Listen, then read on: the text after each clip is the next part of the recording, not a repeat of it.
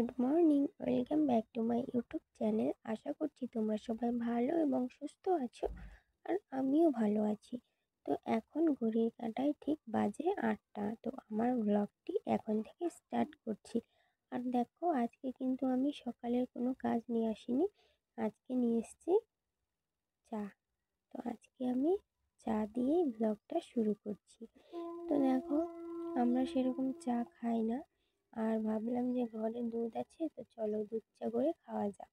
তো আমার হাজব্যান্ড যখন বাড়ি থাকে, তো তখন চা হয়, আর এখন তো নেই, ওই জন্য দুধ চাও হয় না, চাও হয় না।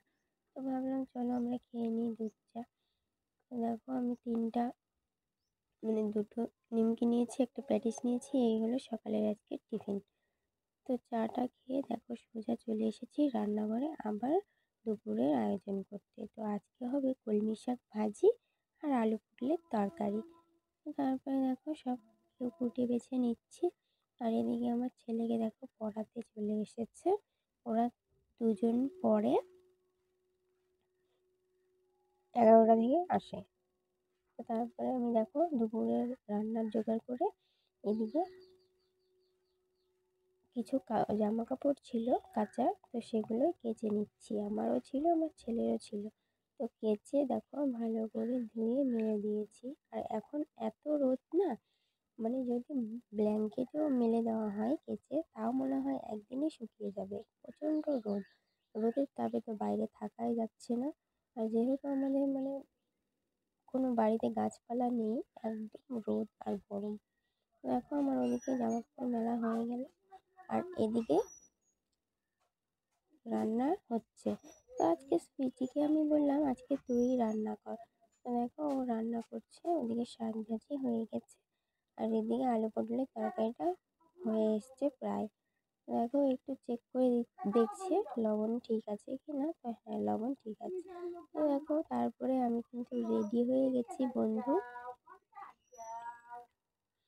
আমি রেডি হয়ে যাচ্ছি এখন সেলাইয়ে। তো দেখো সেলাইয়ে চলেও এসেছি, আর এখানে আজকে দিয়ে দিয়েছে আমাদের মিষ্টি আর দই।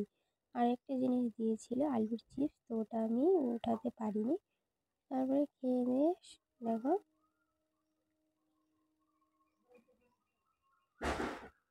খেয়ে দিয়ে রেডি পুরো চলে এসেছি আবার কাটিং করতে। তো আজকে হচ্ছে গিয়ে চুড়িদার কাটিং করাবে।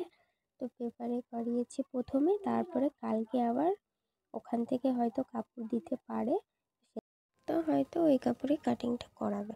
তারপরে দেখো সেলাই থেকে সোজা বাড়ি চলে এসেছি, আর আমি কিছুই শেয়ার করতে পারিনি তোমাদের সঙ্গে। তারপরে দেখো আমাদের পুষি একটু খেলা করছিল, তাই আমি ভাবলাম তোমাদের সাথে শেয়ার করি। দেখো কিন্তু লাইটটা ধরার চেষ্টা করছে, ধরতে আর কিছুতেই পারছে না।